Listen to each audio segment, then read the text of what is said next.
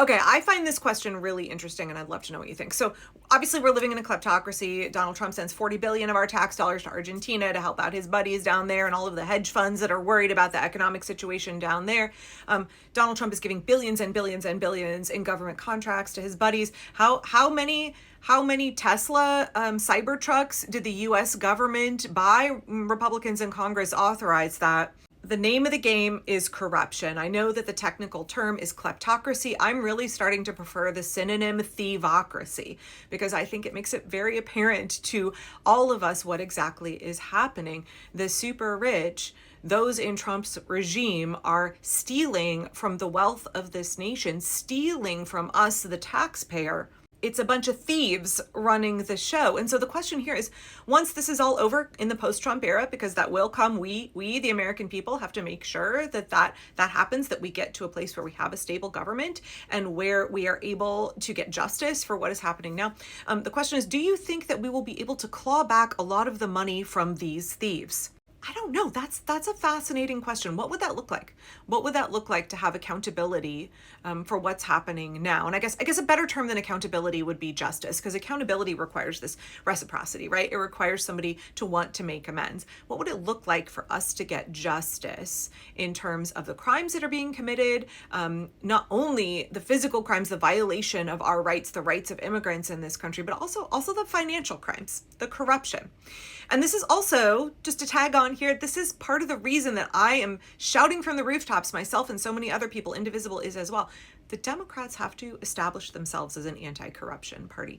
The corruption that is happening right now is just on a scale we have never seen in this country. And if Democrats want to be a winning party, they have to commit to being an anti-corruption party, getting dark money, corporate money, foreign money out of our politics. And that means they're going to have to clean house. Those wealthy corporate Democrats, they are part of the problem. There's already jockeying for power, right? The voters, we have power in the primaries to get these super rich, do nothing corporate Democrats out, to vote in more progressive candidates who won't take APAC money, who won't take dark money, who are willing to fight for the American people, who are willing to represent us instead of corporate interest, instead of the interest of the billionaires, right? It's on both sides, both parties. It's the super rich who are fucking all of us. And there are participants, there are folks in both parties who are empowering the super rich to screw us royally. I am somebody who does think that the corporate establishment Democrats are controlled opposition. I am somebody who does think that they are part of that system. It's why Chuck Schumer is failing to meet the moment. It's why so many Democrats in the Senate in particular, who are very wealthy themselves, who take a ton of corporate money, a ton of foreign money, why they are not willing to do what is necessary to defeat fascism. They're still voting for bills that Donald Trump wants. They're voting still to confirm Trump's nominees. We don't have a unified Democratic Party. We don't have a unified opposition party in this country because the super rich who are in the pocket of the billionaires exist in that party. Sure, all of the Republicans, they're all in that pocket. They're all being run by that money. But we don't have a unified Democratic opposition to the oligarchy because so many in the Democratic Party are being used and are bought and paid for by the oligarchy. So they're not going to push back against it. They benefit from it. I made a video a while ago talking about Senator Sheldon Whitehouse, who has sold something like more than $27 million in single stocks, right? You wonder why senators won't vote for a ban on members of Congress trading in single stocks, even though it is a very clear ethical interest. Ask the Democratic senator that wants to seem like he's working for us, but days before the election, he sold $250,000 of Tesla stock at a profit. So I would love to think that we could claw back money from these thieves. That's our money. That's our taxpayer money. That is the money of the American people. And it should be paying for things like education and medical research, FEMA. It should be paying for things that provide us a good quality of life. That's what government should be doing. It should be providing for 340 million of us. Not for a couple hundred of these super rich fucks up here. That's our tax money. This is our country. It should be our government working for us. We should have representation in government. Too many. All the Republicans and then too many in the Democratic Party. Establishment corporate Democrats don't work for us. They work for their own stock portfolio and they work for all of the dark money that runs them. So I think in order for us to get our money back, in order for us to get justice for what's happening now, We have to make sure that we clean house in the Democratic Party. We're already seeing Chuck Schumer and the DCCC put shit tons of money into races where they want their guy, they want their establishment bought and paid for corporate Democratic candidate to get elected. They are continuing to perpetuate the cycle of the Democratic Party being perpetual losers, controlled opposition, never getting the kind of progress that we need and deserve. Trying to crush the progressive candidates who want things like universal healthcare, who want to make sure that we get accountability in the time to come. It's those guys who think that the Jamie Raskins are a threat. It's those guys who think that the AOCs are a threat. You know, the folks who actually want to work for us, the American people.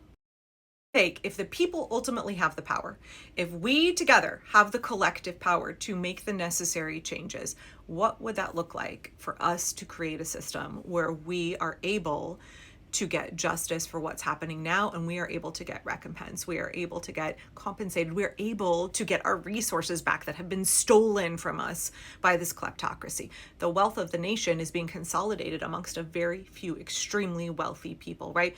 What is it? The top 0.1% now controls more wealth than the bottom 50. Huge wealth disparity in this country.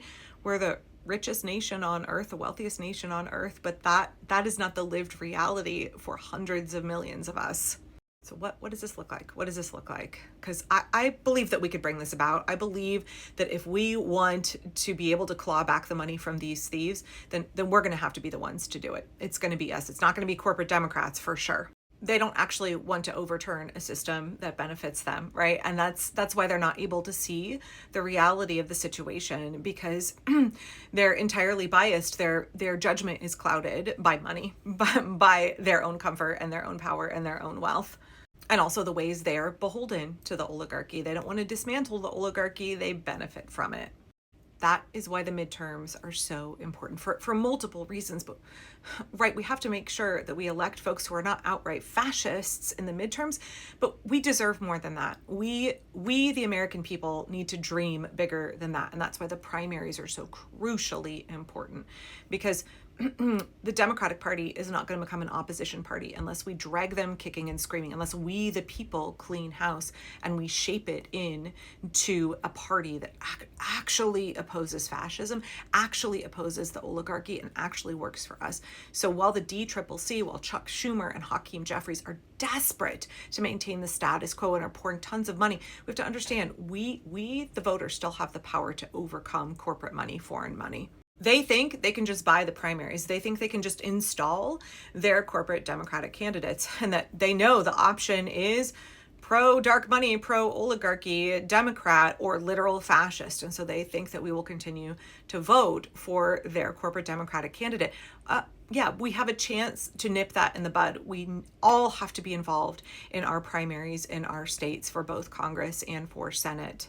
We deserve to have representation. We deserve to have a government that works for us, that uses our tax dollars responsibly to create a good quality of life for us, not the super rich, not for corporations, not for billionaires. So I think the answer to this question, will we be able to claw back that money? That's dependent on what we, the people, do right now, right? The future is ours. We get to shape it. It's not us having to be dependent on any political party or anybody in government, because ultimately we can decide who's in government. We can put our folks there, folks who represent us, and will get justice for us.